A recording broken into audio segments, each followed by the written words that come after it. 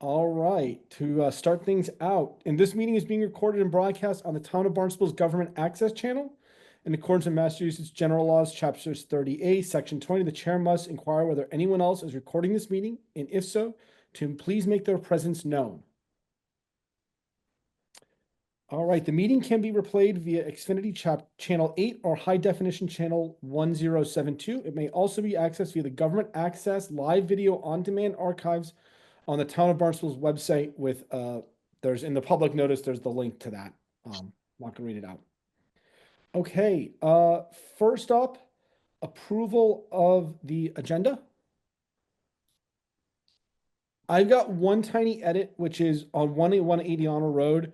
We're probably not gonna do a vote this month. We'll get into why. It's on me. So I don't know if we need to officially strike vote from that, Hans. No, you just mentioned it is good enough because then Okay. we can vote for to approve the amended agenda. Okay.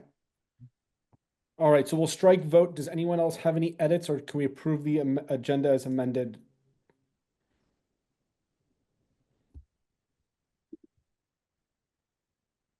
I'll move. Thank you, Carlos. I'll second. All in favor? Aye. Aye. All right. Approval of the minutes from the prior meeting.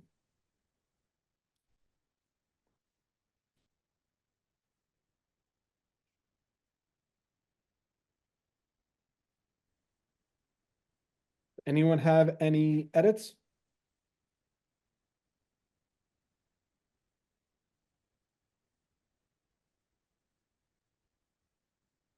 Not hearing any. Is there a motion to approve the minutes?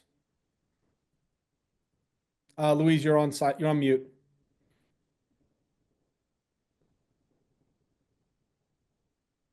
The clocks were chiming. That's why I That's all right. went on mute. I move to accept the minutes. All right, I'll second those. All in favor? Aye. Aye. All right, moving on. So first item, it's not Kevin for once. It is 20 years. So this month we celebrate the 20th anniversary of the Hyannis Water Company becoming the Hyannis Water System, purchased by the town of Barnstable. I provided some a copy of some comments that I provided to the town manager to put in the record. You know, a couple of things. You know, we've replaced 18 miles of pipes, 200 fire hydrants. We pump an average of 900 million gallons of water per year. We built Maher treatment plant. We've received state and water industry awards, especially revolving the fact that we had to tackle the PFAS problem. And we've done this all with Veolia's help as our outstanding third-party contractor. So I just want to take a moment to, you know, say congratulations and thank you to everybody, especially at the town level, Hans, town attorneys. So that would be town manager John Klim, Tom Lynch, Mark Ells, DPW directors Mark Ells and Dan Santos, supervisors Hans, and then all of the board chairs that came before me, Deb and Stephen, for their leadership in getting us to this point. Also, it means we have paid off our debt. There is no debt left to purchase the system, just all the debt to fix the system. That's good. That's good to hear. Will there be any acknowledgement of this anniversary on the town website or? I provided those comments that are in your packet to Mark Ells. I think they're just going to go into the usual town managers kind of comments that are not read at town council, but go into like the record. Oh, okay. So it wouldn't be on their newsletter. Maybe we can see if we can get in the newsletter as well. Yeah, that emailed one that Lynn Poyon does. Yep. I'm just writing myself a note to do that. Okay, I am too here. Yep. All right. Moving on. If anyone else, unless someone else has comment celebrations on that. I just want to say congratulations to all of you. So that's a great job. Yes, actually, Sam, what you could do is get Kelly Calliope a little bit more involved. Oh, yeah. She is like the PR person for the DPW especially. So yeah. And, traditionally, she's been dealing with sewer expansion for about 99% of her time. But let's peel her off for that 1% and see if we can get her to deal with some drinking water stuff. Okay, I'll touch base with her. All right. Great. All right, next up, Kevin. Good afternoon, everyone. Well, we'll get right into it. We're going to start on the 1st of April. After very long await, the delivery of the new Mary Dunn Well 4 building arrived. Winston Builders, among many others, worked very diligently to get the prefabricated building set on its new foundation, and this gets the Hyannis water system one step closer to a new production drinking well. Our fingers are still crossed we can count on production from this well for the summer. The 7th, there were a few big items happening concurrently. Lawrence Lynch was up at Mary Dunn Road Bike Path project installing insertion valves as part of the ongoing bike path project. We had Stonkus Hydraulics in for hopefully the last time to finish up the meter realignment and pipe project at the Mary Dunn treatment plant. And and hopefully, I think we're good with them finally. We finally got all the meters and piping back in order. The new and all that was still a result from last year's lightning strike. It just takes a long time to get these things accomplished, but I think we'll be up and running, and hopefully, Mother Nature and lightning strikes don't bother us again in June this year. Knock on wood. All right. Tuesday, the 8th of April, Activated Carbon Company was back in town to perform another exchange, this time at the Straightway Treatment Plant. This should take care of the exchanges at Straightway for a little bit. This one kind of got held over from last fall. The exchange went off without a hitch. Standard operating procedures were followed with the filling of the vessel, then collecting our 2 samples and waiting for notification. The 14th. This marks the start of our night flushing for our 2025 season. Our staff will be split into 2 halves, basically. We got 3-4 people kind of on nights shifting around, and then we got the remainder of people trying to keep the train on the tracks during the day. The 15th, Bortolotti services were required to change out hydrant H267. This marks the number 8 of 10 hydrants on our deliverable list.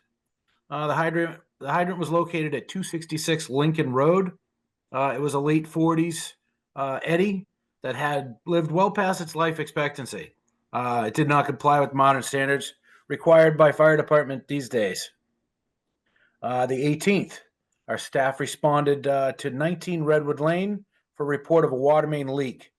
After short investigation, the leak was discovered on the 2-inch water main, and Bortolotti was called in to make repairs. April 21st, we had our subcontractor 80 Instruments in town to do our annual calibration of all chlorine and pH analyzers. We like to have them professionally maintained prior to the high demand season coming up very soon. This way, we are confident that things are working top notch and we are maintaining compliance with the state. We actually also use them as kind of instructors for a lot of the new employees we've had. They kind of shadow them for a couple of days and kind of get a gist of what's going on. So it's somebody other than kind of us leading them down and have kind of like the resident expert there to take care of business. So a couple of the guys got some good training on that. So moving on to the 23rd. The crew was called out to 16 Starbeam Lane for a leaking curb valve. It was a leak on the homeowner's side of the service, and they were informed that it was their responsibility to repair. They were provided an approved contractors list, and they hired Roderick Construction to make the repair to the curb stop. And the 28th, in typical Monday fashion, we had a very routine cut and cap scheduled at 23 Pleasant Hill Road, and Robert B. Hour was performing the work. However, the routine cut and cap turned into a bit of a catastrophe when Robert Hour inadvertently ripped that service out of the water main, causing a water main break. We responded to shut down the water main so they could repair and ultimately cap that service. And I would like to bring up to the board, it's not in the report this month, it'll be like a touch up next month, but we do a predictive maintenance, report and analyzation of the system each year. And, we just had him in last week and he actually identified a, clear well pump. One of the bearings from shooting like the thermal imaging, he realized that it was running really, really hot. So, before it failed, and it probably would fail, during July 4th, but, we got Mayor Services in there. They pulled that out and it's at the shop getting looked at now. So, in all honesty, it'll probably be back in service and we won't miss a beat, hopefully, with the, higher demand when the holidays kind of arrive. So, that was a good thing. And that's awesome. what the predictive maintenance is all about. So happy to get that taken care of. Some good pitches on the other side. Try and cram too many in, but you get the gist. It's mostly a well four getting lifted. We get a little hydrant action there. Our deliverables, the meters and radios, we're trying to wind down. We're really close to finishing those up for the year. Hydrant testing and valve exercising is in full bloom with the flushing going on. The deliverables page is looking pretty good. We're getting there. I think we'll skate in just under the wire as we usually do, but we'll get there. Some other things we can pick on here. Pumping's up a little bit. I think that probably has, something to do with the start of flushing and, everyone kind of getting their stuff up and running for the season. So other than that, that's all I got for you.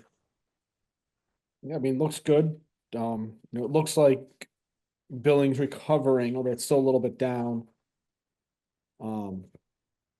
But Yeah. the received revenues are recovering. It looks very well. Yeah, and the collections are going really well too. Good. Yeah. Awesome. Well, I'm sorry you had to put up with that in the middle of your report. And I just want to say on a level, the preventative maintenance stuff, whether it be recalibrating all the meter devices for the Yes, chemicals or catching that one that was up, it's like a well, catching all that stuff ahead is great. And, makes me very proud of you guys that you're doing things well, right, and preventatively. Well, it's also a feather in you guys' cap for, allowing, the town to do things because there's not a lot of municipalities out there that do, they do all reactive maintenance. They don't do any predictive. So that's a huge help and a good tip to you guys. Yep. Awesome. Well, thank you. Does anyone else on the board have questions, comments? No, thank you for everything you're doing. Great. No problem. Thank you guys. Appreciate it. All right. Next up is Matt with capital project updates. Have a good night, folks. You too. Yes, thank you. You too. Well, I have a feeling I'm going to have to ask to be able to share my screen after that. But if I could have screen sharing, I'd be happy to pull up my project updates. You should be all set. Sorry about that, Matt. No, it's okay. I appreciate you playing goalie on that now. Oh my goodness. All right. I think that should have my screen up there. Not yet. Not Okay. yet. Here we go. All right. Yes. All You right. got it. So first and foremost, we have the new well exploration program project as item number one. Still no movement on this project. Still in the same holding pattern that we have been the last couple of meetings, so nothing to report there.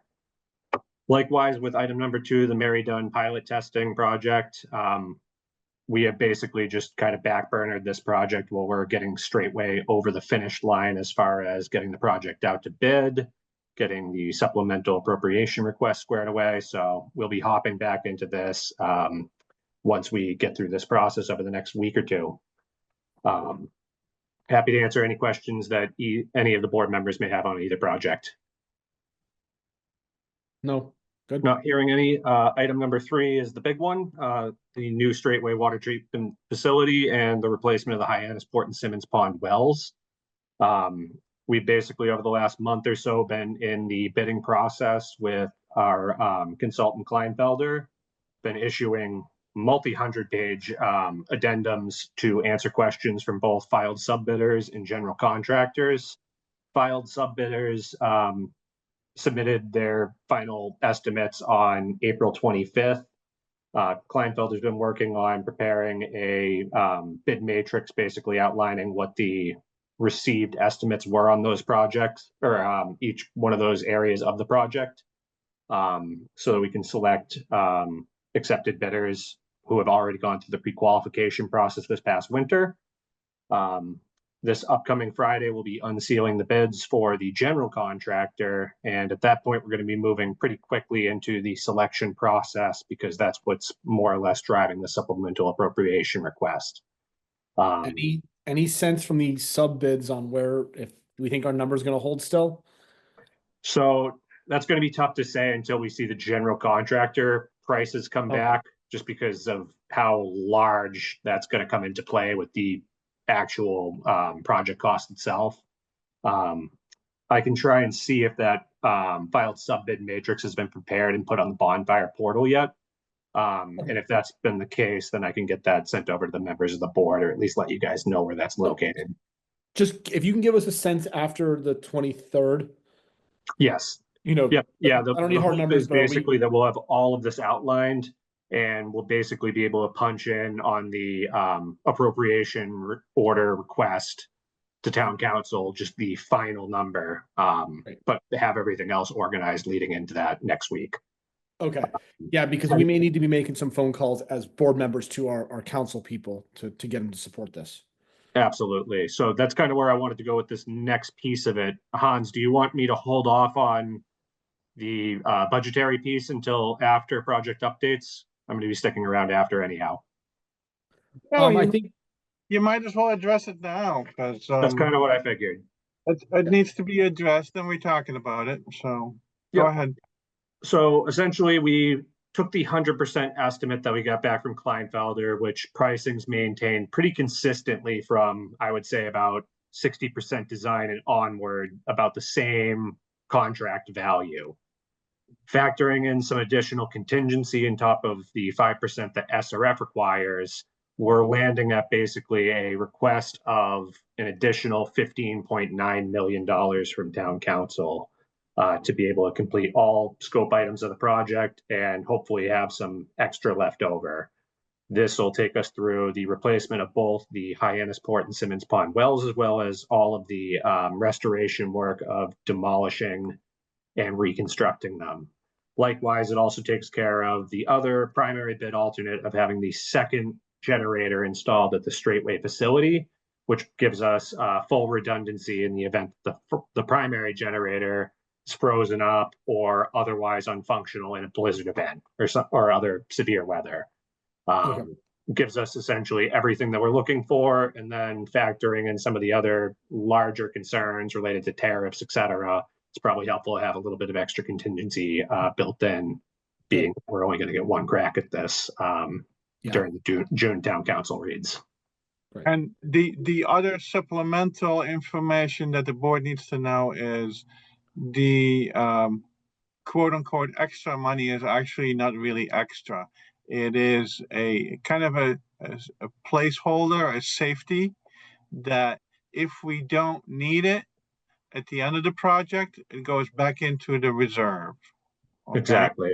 So, and then what happens is, by the time the bond is going to be given, the amount of the bond will be less if we don't need the money. But if there's an unexpected event, something we did not foresee, we do not foresee, and all of a sudden we need that money, we don't have to go back to town council again for the third time and ask for more money, which is really politically a difficult thing to do. So the extra money is not really extra. It will go back into the pot and it will be taken care of properly. Okay. And then if it's not used, it basically gets deducted back against our final Perfect. Yeah, the final bonding, that's correct, yeah. Right, Yep.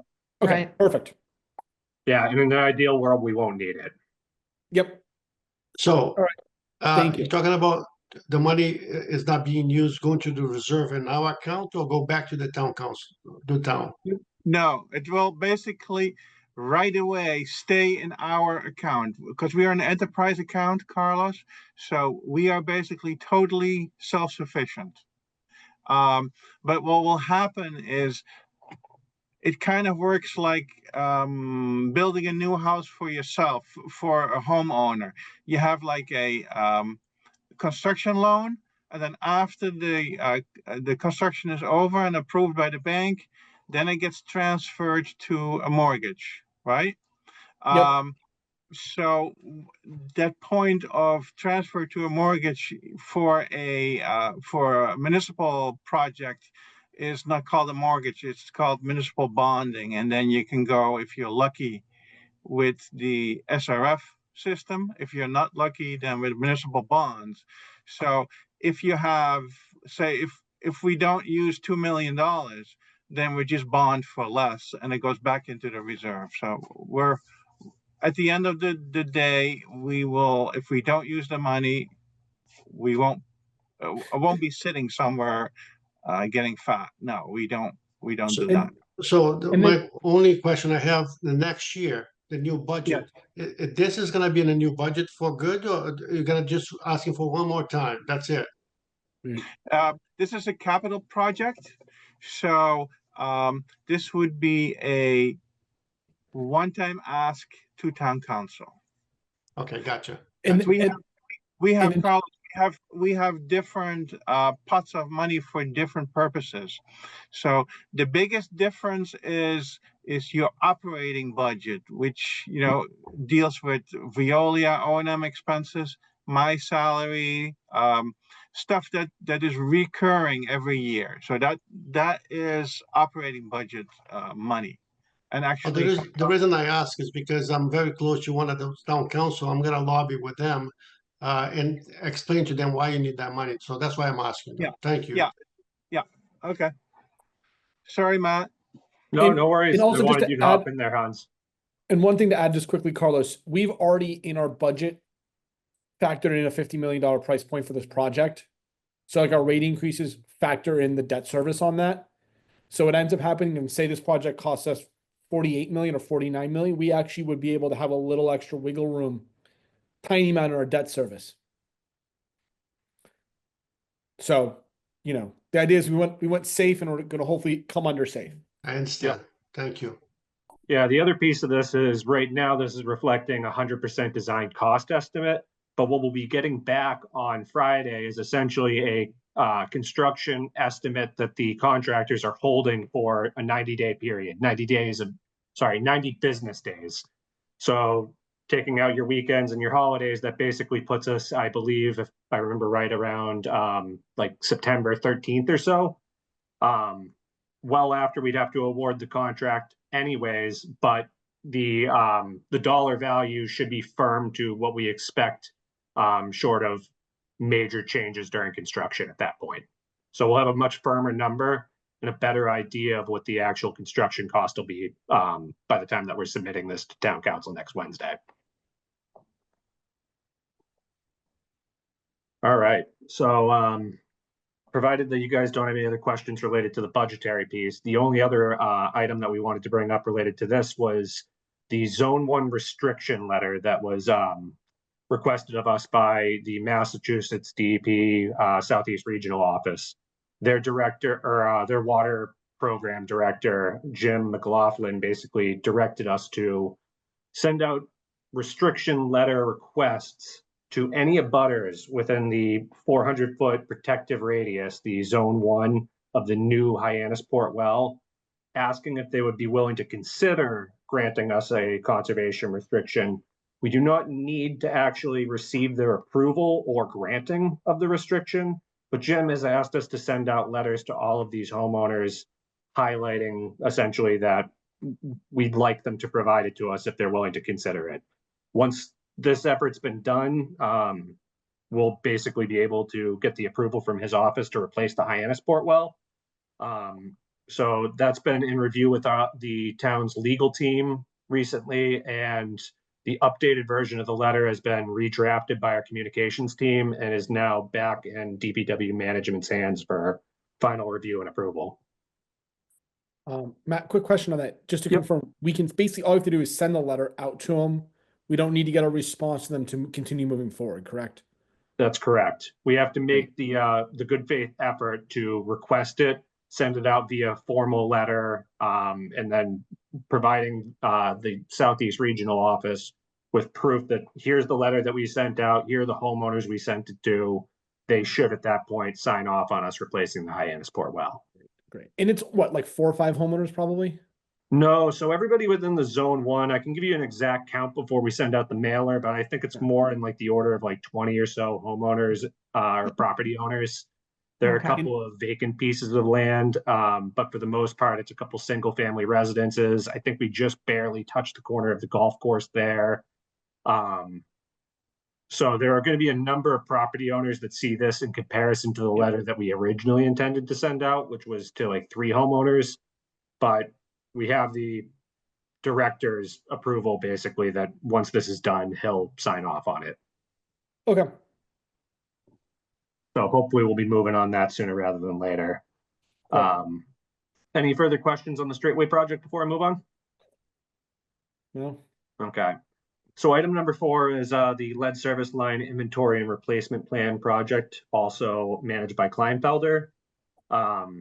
We have started issuing the payments after receiving the customer response confirmation log from Kleinfelder to about 30 or so customers who had submitted the response surveys that were determined to be complete, usable information last fall. I reached out later on in the fall around Christmas time to the remaining customers who submitted responses, but they may not have been either legible or contained all of the information required for payment. Have heard from a handful of those customers, but on the whole, a couple of them just kind of went dead and haven't reached out yet. So we're issuing the $35 bill credits that the board approved last year to the customers who are eligible for it. And other than that, we are continuing to update the inventory at this time based off of the results of the in-person field inspections that Kleinfelder and their subconsultant CDW had completed between the end of April and beginning of May. They roughly knocked and reached out to about 250 or so of our customers. And within that time period, we're able to do about 60 inspections with customers who were willing to let them into their homes or schedule appointments ahead of time for them to come out and complete the service line material inspections. Notably, there were a couple of not so happy residents, which kind of happens on any of these outreach efforts where you target a couple hundred homes. But on the whole, it was a pretty successful effort. There were no confirmed lead service lines discovered. There are a couple of potential lead service lines that are going to require a little bit of additional follow-up, but they seem to be most likely galvanized pipes requiring replacement. And we're going to be reaching out to the Veolia team to see if they may be able to help us confirm what those pipe materials are based off of the inspection forms and evidence that Kleinfelder was able to collect. A couple of additional customers have reached out following those inspections to because they had missed the May deadline for Kleinfelder and CDW to go out. So I'm working with those customers directly to complete the inspections and give them assistance. Other than that, we're going to be starting to submit some additional SRF reimbursement requests for the second phase of the project. And we've been working over the last week or so to get certification forms required by Mass DEP signed and returned to their office. Any questions that the board members may have, I'm happy to answer them. Okay. So moving along, we have item number 5, the Route 28 and Yarmouth Road intersection project, managed by Mike 2. This project has no updates since the April meeting. Likewise with item number 6, which is the Route 28 East Sewer Expansion Project, also managed by Mike 2. We are still in a holding pattern with no change on that project as far as getting as-built coordinated with the GIS director. Still working through getting those changes done, so they haven't been completed to date yet. Item number 7 is the Ocean Street Water Main project, also managed by Mike Tu and Paul Graves of my office. The water work is complete at this point. Last time they've been going through some difficulties with pressure testing and disinfection and chlorination. That's since been resolved.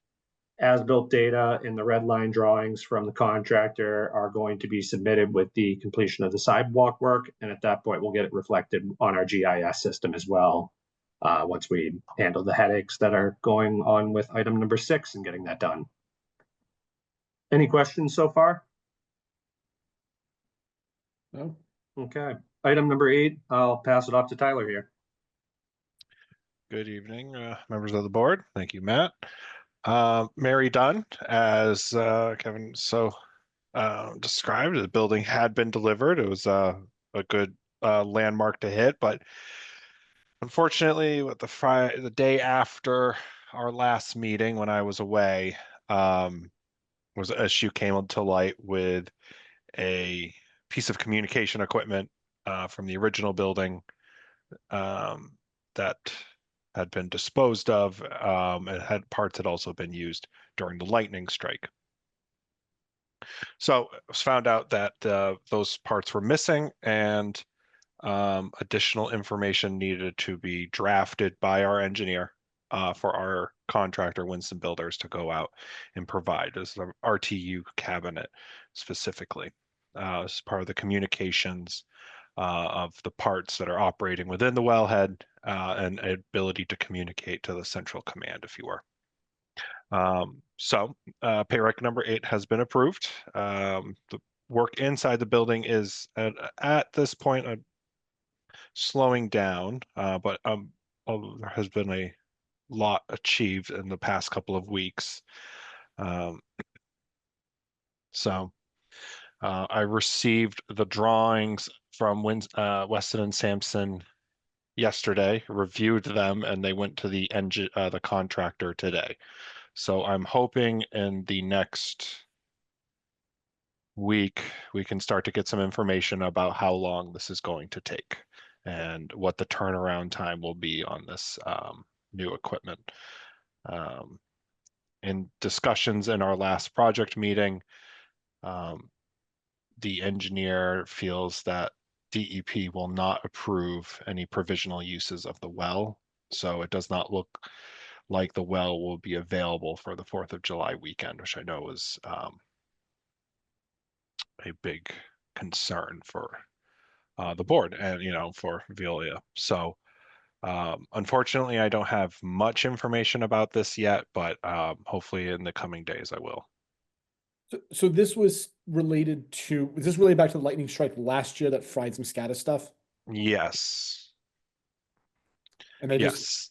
So it is a what's called a remote terminal unit. It's a cabinet that houses equipment for communication with with SCADA. So like as if the so kind of reporting back to the central SCADA, the central system at the office on Old Yarmouth, how the the pump is running, how what the chemical feed pumps are doing, that kind of information. And so we've had this thing sitting around for 10 months, and no one bothered to look at it to say, hey, we're planning on using this. Is it still good? Or that it got raided? It got, and I'm trying to find out myself what happened, and because what ultimately happened is the old cabinet got disposed of, and I'm trying to find out why. And I'm not coming up with any answers. Obviously no one's going to say anything, but to their credit, parts were missing that needed to be replaced, but there's no point casting stones. At this point, we're trying to. And parts got raided and borrowed to get stuff back online ASAP. Right. Yeah. And I'm not that's not what the point of that comment was. No, certainly. So we are trying to just get a expeditious path forward. Hans, did you want to say something? No, I don't think I need to. It's basically was an oops, but what Tyler said way more elegantly than ever could is correct. Well, there's no sense in casting stones when you live in a glass house, I guess. Yeah. We'll just move forward and Yeah. we'll get that well up and running ASAP. Yeah. Great. By next meeting, I'll have more information on our path forward. Sounds good. Thank you. Thanks, Tyler. So hopping in with item number 9, the Mary Dunn 16-inch transmission main project. Happy to report that Mike 2 has helped me step in here and give me a hand getting this project out to bid. Right now, we're working with Steve Olson of H2 Olson to get the project out on the street by the end of May.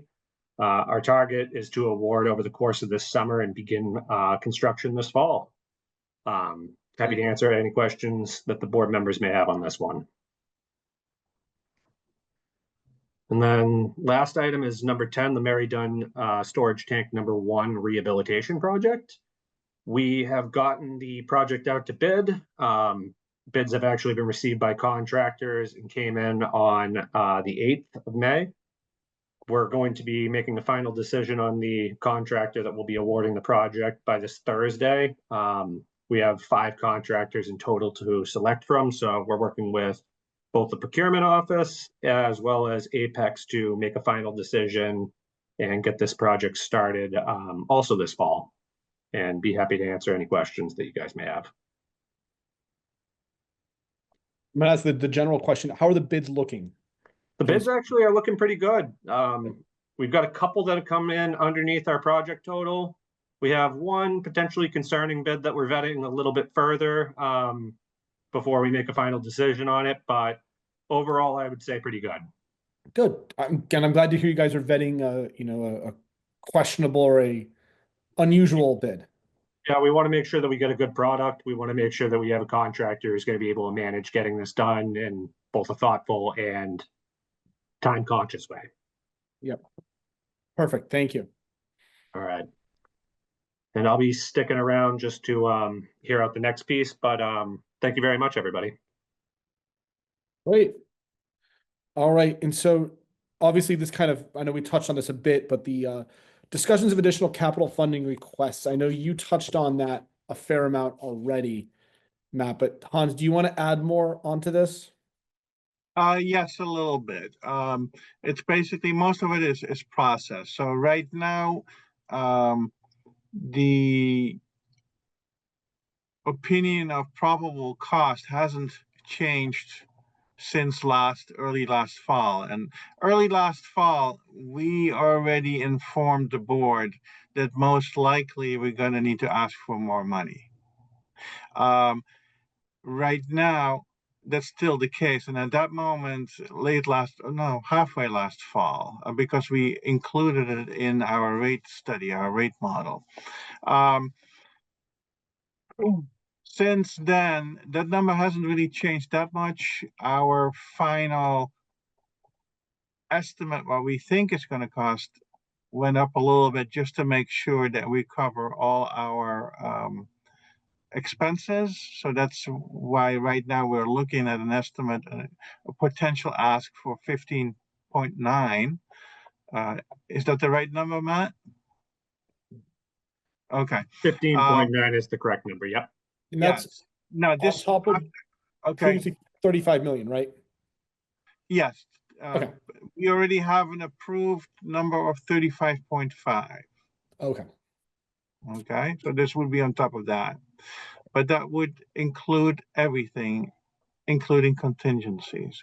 Great. Now, this Friday, and it's based on a cost estimate for construction of XYZ, okay? Now, this Friday, when we get the bids back, that is not an estimate anymore. Then it's definite, it's firm. So then we can adjust that estimate, 15.9, hopefully down, okay? Yeah. But we really don't know.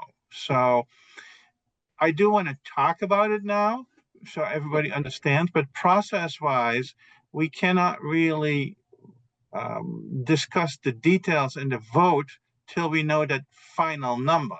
So next board meeting, the board meeting in June, I think it's June 20th.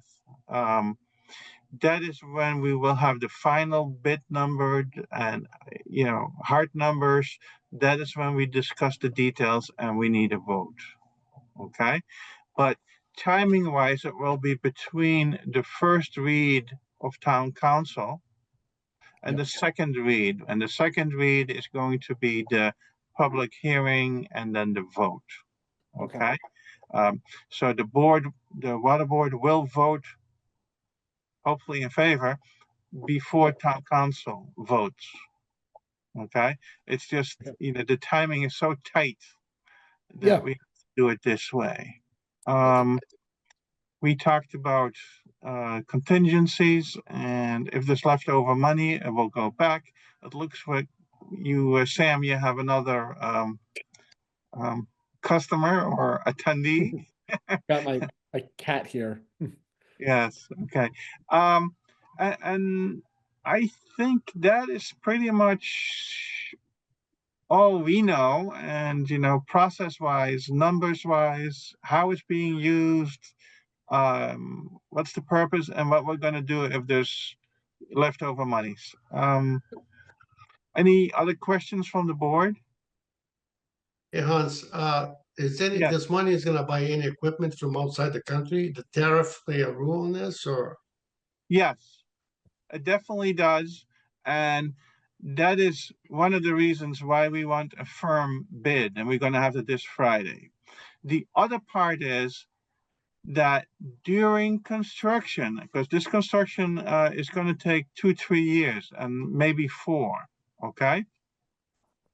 If all of a sudden there's another trade war and all of a sudden there's another tariff on God knows what, the contingency that we have will hopefully take care of the tariff on that piece of equipment that came from Canada or China or who the hell knows.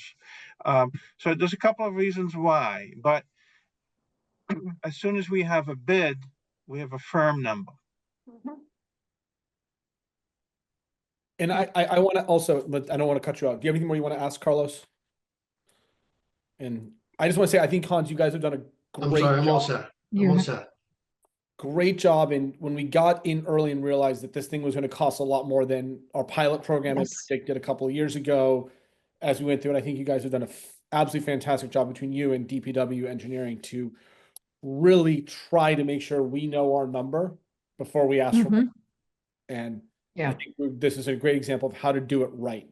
And I'm just keeping my fingers crossed that we're going to get that's pretty on target for what we're going to get for bids. Yeah, yes. And based on our experience with the bids that we got back from the tank painting project, even though it's a total different type of project, that cost estimate and the pricing was in the same ballpark. So I'm feeling pretty okay about it.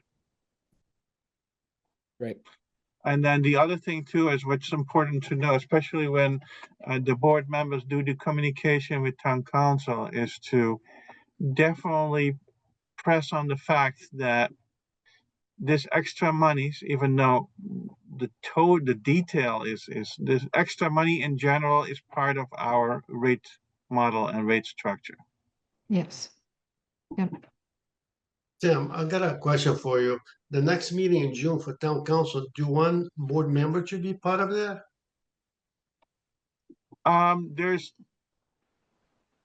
You can and speak in the public, public hearing part, but that's basically up to the water board to make the decision. I Yeah. will definitely be there. Dan Santos be will be there. there. We will be presenting, but then the way town council works, the public hearing piece is when you could speak if you want to. But I'm not gonna tell you, oh, you have to come and you have to speak. No, if you want to, if you feel it's important and you want to be heard, it is an appropriate time to do that. Yes. Yeah, yeah, that's kind of just to build on Hans, I'll be there. I think Louis often goes, we're there I'll to be there. physically be there and support, but generally, like, I don't make usually comments. I leave it to our experts, Hans and Dan. I'll be there to support too, so. Okay. Do we need to, at that point, if we have three of us, do we need to make a notice that we're all in the same room together for a water board issue Good item? point. If it's town Um, meeting? That would be, I really don't know, because if you have three people, basically you have a quorum. Yeah, But only if you discuss. I would think town council would trump that, but I really don't know. There will be a wonderful conversation with the town attorney. okay, I'll ask him. I think you could be there because it is a public hearing. Yeah. I just remember they had to Okay. do it for the water presentations. There was an issue with it. Someone couldn't be there from West Barnstable. Oh yeah, it was that one of the town contractors couldn't be at that presentation because of the member of West Barnstable being there. But that was also closed, which may make a difference. Yeah, that's a different issue. This is basically three board members, water board members, at a public meeting to speak and in support of a town council item. I would think you'll be okay, but I really don't know. Okay, we'll check with him and find out. All right, any other questions on this? Anything you Nope. want to say, Hans?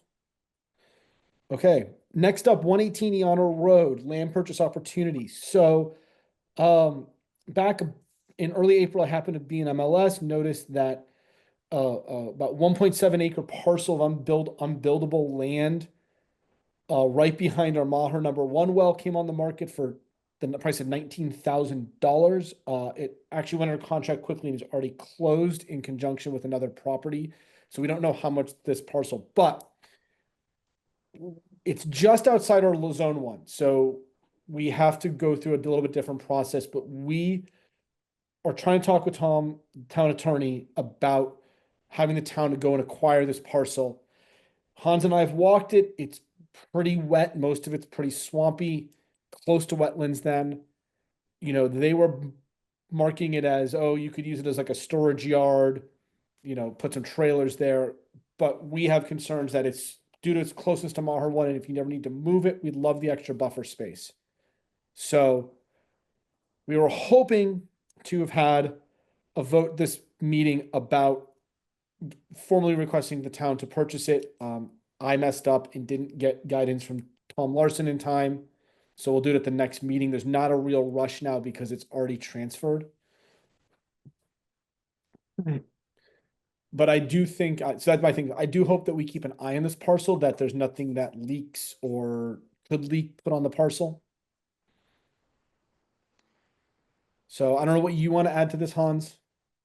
Oh, I basically wanted to add that the DPW and of course including me, we looked at the parcel and we would want to support the purchase of the parcel.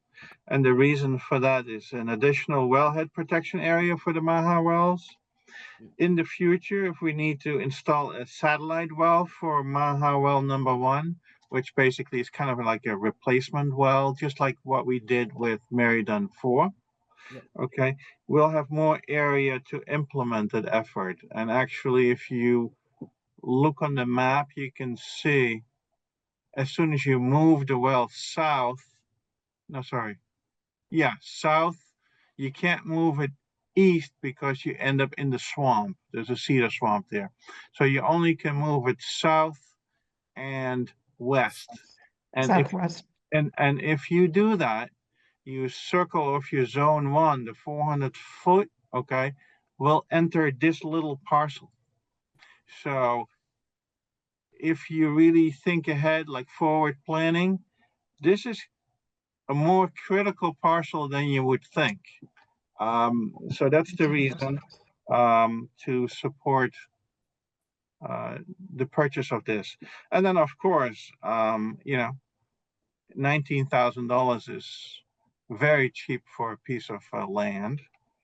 And then the other thing is, and that is where Sam talked about it, is we want to make sure nobody else purchases it and use it to the detriment of a drinking water well by, parking old vehicles or anything on it with leaking hydraulic oil or leaking gas tanks or anything, because it would destroy our well.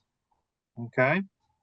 So those are the reasons of why the DPW would support the purchase of this parcel. Do we have anything else in place for other properties that might be coming up within the buffer zone? Like Sam, you just happened to see this on the MLS. But he's on the MLS, yeah. Yeah, the bottom line is no, we do not. And in the Okay. last month or so, and Sam has been instrumental in prodding the town in a nice way to figure out, hey, what the heck is the process? Who is doing what? How is the procedure and this and that. So, we developed a relationship with the town attorney. We figure out who is doing what. So it's starting the process of developing how to get from A to B within the town procedures is starting to develop now. So That's good. It's been a good thing because it was very unclear to us in the DPW. Hey, Sam, and- I'm Yeah, sorry. go ahead. Go ahead. Why do we waive to make a decision on this? Because this is no brainer. We're waiting on, yes, so Carlos, we want Sorry to about that. make sure we have the correct language from town attorney and have a conversation with him. I will be honest, I had a crazy work week last week after I met with Okay. Hans. I had a deal going sideways and it slipped through the cracks on my end, and it wasn't until like 2 o'clock this afternoon I tried to get a hold of the Okay. town attorney. Gotcha. So this should have been voted on. It's my bad for it not. So we'll just do it the next meeting. We have to go. I want to understand the process and make sure we're making the correct request to town council to do this. It's short money. We can't do it out of our operating budget, but if we go pay list price on it, I mean, I think we can. Well, the reason I ask is because the market's so crazy and people can go there and grab this land, you know what I mean? You're 100% right, Carlos. And, this thing went under contract in 2 days. And so part of the conversation I want to have is one of hey, how do we if we find something we want to react quickly to, how do we make sure we can react to it at the Okay. same time In period a- as the month? Yeah. So that we, Gotcha. we're not, when someone decides something in 2 days, it's not taking us 2 months to make the same decision. Okay. Well, Yeah, It's not possible. but Hans, go ahead, Louise.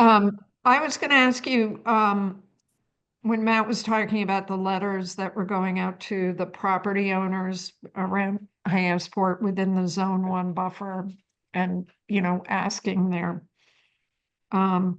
permission, those would be highlighted properties in the future for us, right?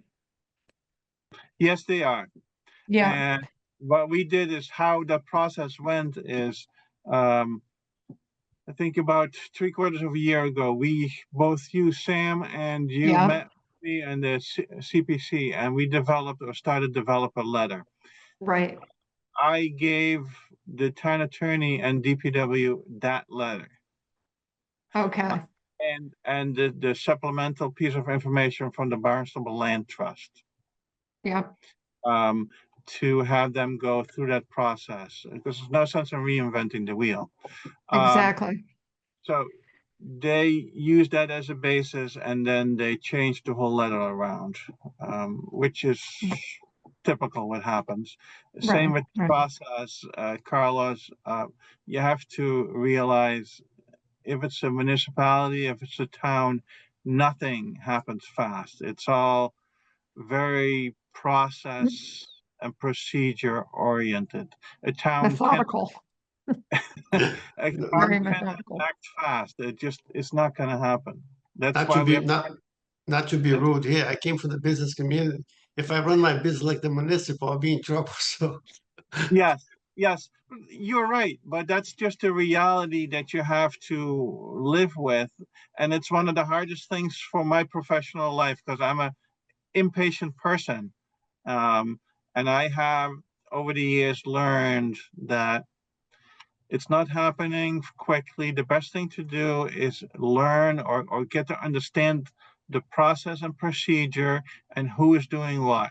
Right. And then try to plan ahead as much as you can. But fast is not a word that's being used a lot.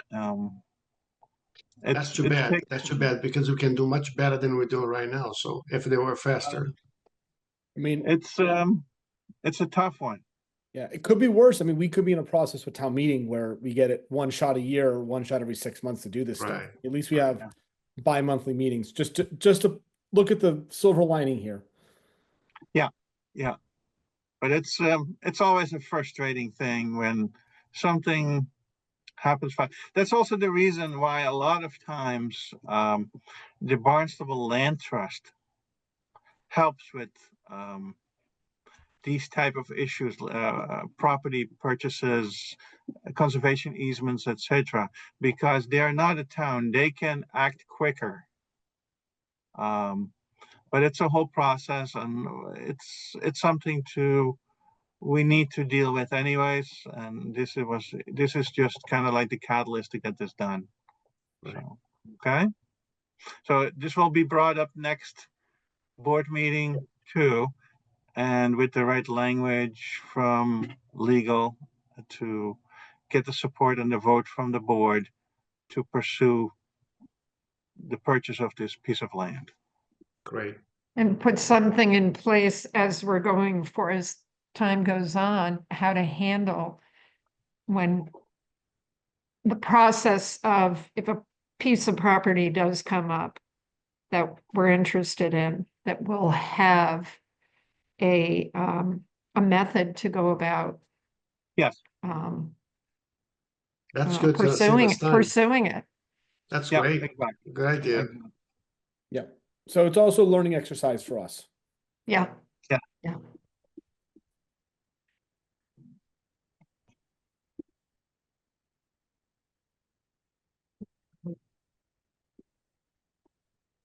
All right. Well, moving on from that, state of water supply conservation drought status follow-up. Hans, do you want to update us briefly on that? There's two things to update you on. Just today, I got word that the Cape Cod and Islands are actually it's definitely the Cape Cod region. We're still in a declared level 2 drought, so that hasn't changed. And then the other thing is we did do the state of water supply conservation postings. We have it posted here. It's on the website. It's in an ad in the newspaper. So we did all the things we needed to do. We did get only one call about it, and that's it. So there hasn't been a lot of negative feedback on it. Yeah. Great. What are other, Hans, I had seen online, that forum next door, that online forum. Yeah. And people were discussing about Yarmouth. Yarmouth had sent information, I guess, with their bills to people. And who else is doing here on the Cape? So Yarmouth is doing it and they include, had this information sheet that they sent out, but who else is actively informing what other departments are? Do you know? Well, if the state declares a level 2 drought in a region, all water departments are supposed to do what we're doing. Okay. Did I personally check every water department on the Cape? No, I did not. But it's the basic issue is if the Cape Cod region is in a level 2 drought, everybody's supposed to. Okay. I've seen a fair amount of signage out from other water districts. Yeah. Oh, you have? Yeah, I know in Harwich and in Chatham they do. I think they Yes. have down in Mashpee or Falmouth as well. Yeah, yeah. Yeah. They should, because it's all part of the Cape Cod region. Um, Yeah, I was just wondering how the other departments were dealing with it, if you knew how they were informing people.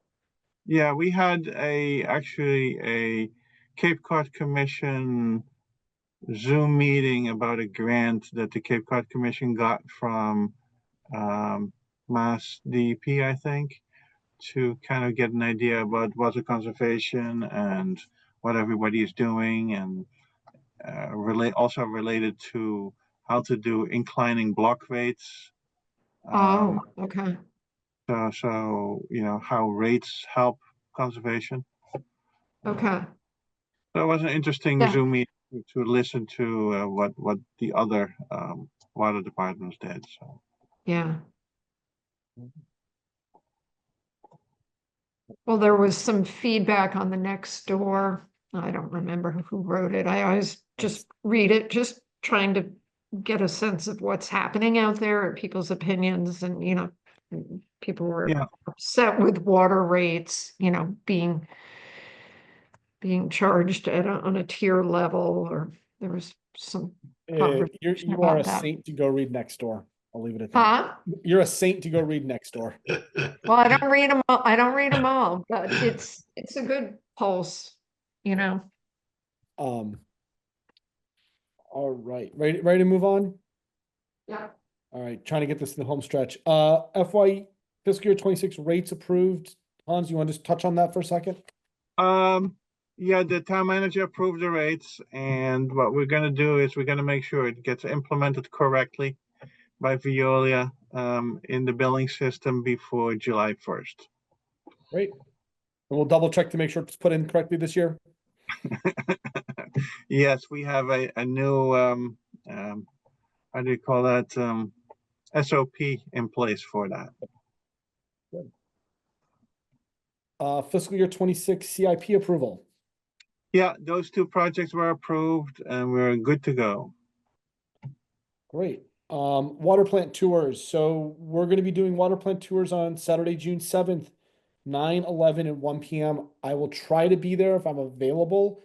I think Luis could be there, but this is the same thing we did in the fall. Public. Yep. So talk to your people, let our town council members know that we're doing this again. We love a good turnout to educate people on what we're doing here, because we're doing something pretty cool. I like to do that myself. I think Yeah, it's important for you to learn. Yeah. Yeah. Yep. Come on down. Can I have ask a question? Yeah. Is any Yeah. data of housing, year-round housing and seasonal housing for the water department? Use it of those water? Not directly, but indirectly. Yeah, and it's not accurate. I would say indirectly there is some data available, because a lot of the snowbirds, they come back up from Florida in April and May, and they have their water turn on, and then in the fall when they leave, they turn the water off, right? Mm-hmm. So I have that data available, but that's only for people that are very conscientious. There's a lot of people that should do it and don't do it. Right. And they just, I'll leave the furnace on, I'll leave the boiler on, it will be fine, don't worry about it. So if they do that, or they just shut off, the valve right next to the meter in the basement, which is the lesser, but still a good thing to do when they're not around for a week or a month. We wouldn't know. We don't have information on that. Now, also indirectly, if you did some statistical analysis with water use during winter months, you probably can figure it out. So indirectly, you could find out, okay, who is seasonal and who is not. But it's not very accurate. The reason I ask is because I don't know if it's in our budget. Do we have anything for like a PR to inform the community that people should shut off the valve if you're not using the house and everything else. I think we need to put that in the budget if it is any. So Okay. You know what we could do, because like with Tim's great idea that he had of putting a note in the bottom of bills to say, if you're leaving for the winter, please you got it. turn off. Mm-hmm. So once again, it's educating people. Yeah, you got it. And you repeatedly, you have to repeat the message. It's you know, Even though you they don't sit do there it. and say, I've done it 5 That's times, right. but it doesn't matter. It has know. to be a, Yeah, um, that's actually, Carlos, that's actually, we definitely can do that because we have space on the water bills. Good, so. So we can put a message on that. Yeah, let me see what I can do and get it drafted, and then we'll start putting it on probably in July. It's gonna have to, because everybody gets billed quarterly. Mhm. So So it to would- be able to reach everybody, you gotta start early. yeah. Good, so. Awesome. So third quarter and fourth. Okay. All right. Anything not, matters not reasonably anticipated by the chair? I've got nothing. Does anyone else have anything? Hans? Of course I have something. I always have something, right? Anyways, I just wanted to let the board know that the operating budget is gonna be voted on Thursday, June 5th at Yes. 6 p.m. I traditionally, I don't think the board needs to be there. Okay. Dan Santos and I most of the time handle that. And most of the time there's not many questions or any at all. And most of the time it's at 10:30 or 11 o'clock at night. But you're welcome to join if you want to. Okay. Sam, sorry about that, but is there any kind of, can you write something that we can discuss with the town council regard to the actual money we're gonna ask? I don't wanna say anything without, Yeah, when we get the numbers, I can help prep up some stuff for you. good, so, that's good. Yes. Mm. I think it's important for us to say anything that we don't know, you know what I mean? Exactly. Okay. Sounds good. Thank you for the heads up on that, Hans, on that meeting. Anybody have anything else? How Or are we doing for the water plant tours, the advertising or letting people know? What are talk we, to DPW. Now, like, I'll send it out to like HP and maybe someone, please, you can put it on next door. no, I don't post on Nextdoor. I read it. So we'll work on that. we can talk about that next meeting as well. Okay. Actually, Sam, if I may add, Sarah Beal has reached out in order to put it on the newsletters here as well. Good. Okay. Okay. That's great. Good idea. All right. Well, hearing nothing else, then is there a motion to adjourn? So move. Second, all in favor? Aye. Aye. Hi. Thank you, guys. Hey, you later. thanks, everyone. Thank you. Bye.